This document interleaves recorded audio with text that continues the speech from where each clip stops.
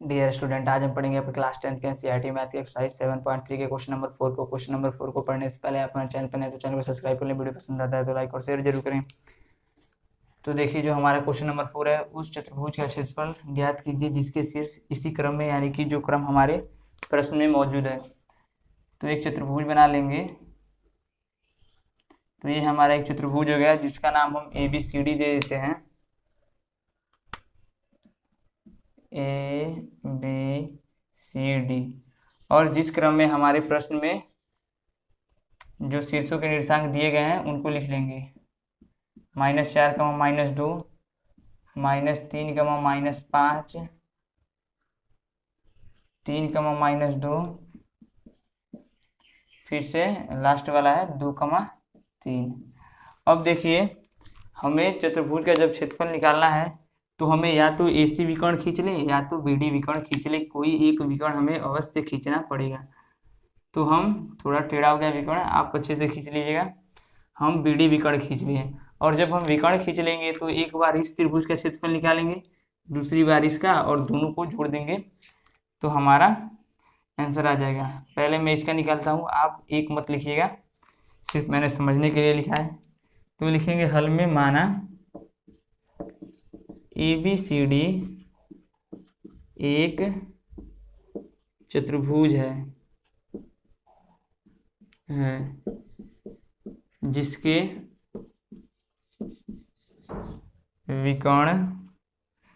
जिसके शीर्षों के निर्देशांक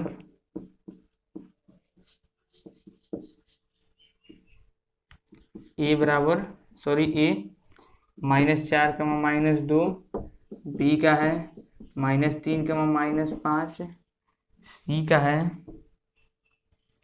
3, -2, और D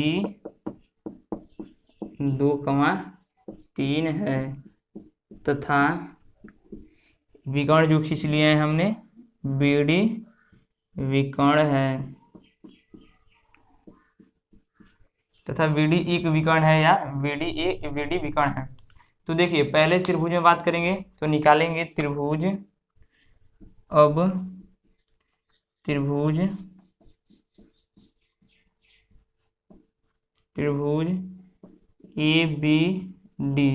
ABD का क्षेत्रफल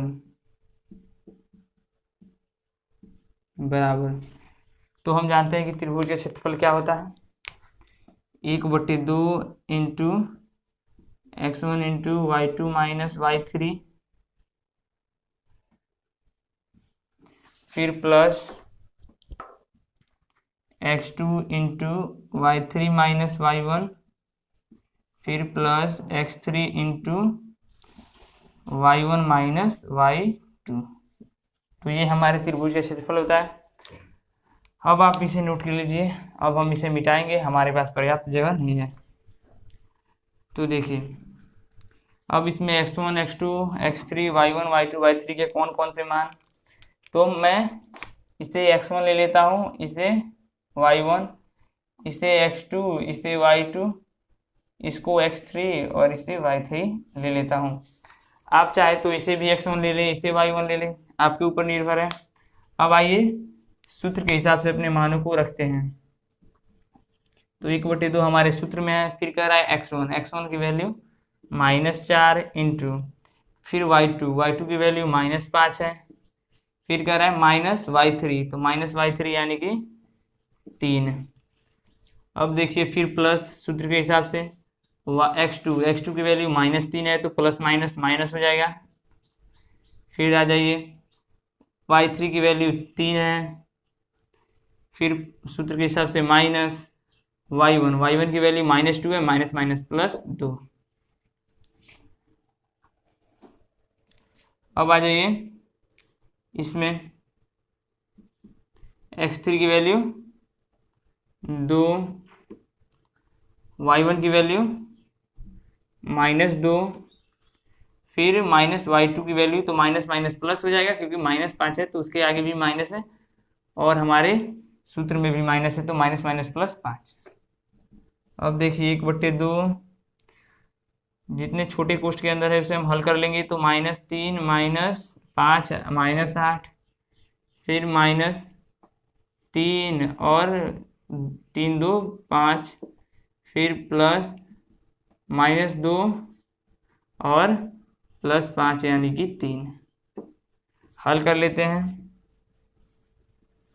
-4 और -8 तो 8 चौके 32, माइनस माइनस प्लस, फिर -3 5 15, 3 दूना 6। इसे नोट कर लीजिए। अब देखिए, अब जब हम इसे हल करेंगे तो 32 में से 15 गया, 17 -6, 32 में से 15 घटाएंगे तो ये 12 बचेगा। 12 में से 5 जाएगा 7, और ये 2 बचा, 2 में से 1 जाएगा 1, और ये +6। अब देखिए 1/2 तो ये हो गया 17 में। अब हम 6 को जोड़ लेंगे गुणे में, ये हटेगा तो गुणा आएगा, 23 आएगा हमारा, यानी कि 23/2 वर्ग इकाई। तो पहले का हमारा क्षेत्रफल आ गया 23/2 वर्ग इकाई। अब हम अपने दूसरे त्रिभुज में बात करेंगे, इसमें नहीं, अब इस वाले में। तो इसे नोट कर लीजिए, इसे हम मिटाते हैं।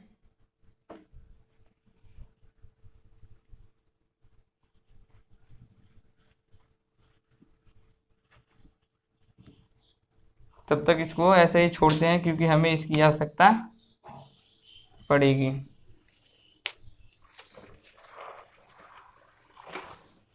अब देखिए त्रिभुज में, दूसरे वाले में, तथा त्रिभुज BCD का क्षेत्रफल बराबर। तो त्रिभुज का क्षेत्रफल आप जानते ही हैं, 1/2 x1 into y2 minus y3 plus x2 into y3 minus y1, फिर plus x3 into y1 minus y2। अब आइए मान को रख लेते हैं। तो इसके लिए हम x1 और y1 इसको मान लेते हैं, x2 y2 इसे, और x3 y3 इसे मान लेते हैं। वो आपके ऊपर निर्भर है कि किसको आप x1 मानते हैं, किसको x3 और किसको x2। तो आइए हम अपने मान को रखते हैं। x1 का मान हमारा कितना है, यहाँ पे -5 है। x1 का मान कितना है, -3, इंटू y2 का मान कितना है, -2, फिर माइनस y3 का मान कितना है, 3। आ जाइए इसमें, प्लस x2 का मान कितना है, 3, y3 का मान कितना है, 3, माइनस y1 का मान कितना है, -5, तो माइनस माइनस प्लस 5, फिर प्लस x3 का मान कितना है, 2, इंटू y1 का मान कितना है, -5, फिर माइनस y2 का मान कितना है, -2, तो माइनस माइनस प्लस। इसे हल कर लेते हैं। तो ये -3 और ब्रैकेट के अंदर के हल करेंगे तो हम -2 -3 -5, फिर प्लस 3, 8 हो जाएगा, 3 5 8, फिर प्लस 2 -5 -5 और +2 -3। इधर हल करते हैं, इसकी हमें आवश्यकता है इसलिए हम इसे बगल में लिख लेते हैं, 23/2, 23/2। आ जाइए, फिर -3 -5 का गुणा होगा तो 15, +15, माइनस माइनस प्लस, 3 8 का गुणा होगा तो 8 3 का 24, फिर प्लस, और 2 -3 का होगा तो 3 दूना 6, और माइनस प्लस माइनस।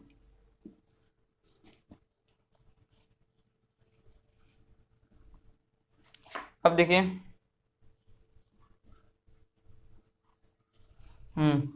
तो अब हम क्या करते हैं, 15 में से इसको घटा लेते हैं। आप चाहे तो एक ही बार में हल कर दीजिएगा।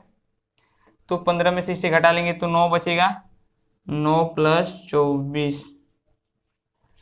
अब आइए यहाँ पे हल करते हैं, जोड़ लेंगे 1/2, 9 4 13 और 2 1 3, यानी कि 33/2 वर्ग इकाई। यानी कि पहले का आया था 23/2 वर्ग इकाई और दूसरे का गया 33/2 वर्ग इकाई। इसे नोट कीजिए। अब हम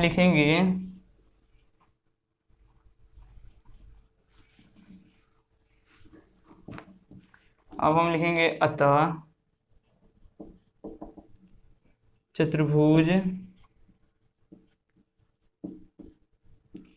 ABCD का क्षेत्रफल, आगे लिखिएगा इसके, पहले चतुर्भुज का क्षेत्रफल प्लस दूसरे चतुर्भुज का क्षेत्रफल, यानी कि ऐसे ही लिख देते हैं, त्रिभुज ABD का क्षेत्रफल प्लस त्रिभुज BCD का क्षेत्रफल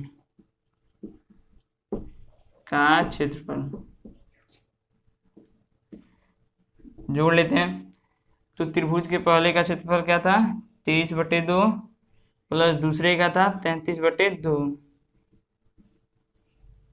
3 3 6, क्योंकि हर समान है तो अंश जुड़ जाते हैं, 3 3 6 और 3 2 5, यानी कि 56 वर्ग इकाई। ये आपका आंसर हो गया। चलिए आज की वीडियो में बस इतना ही। वीडियो पसंद आता है तो वीडियो को लाइक करें, चैनल पर नए तो चैनल को सब्सक्राइब करें।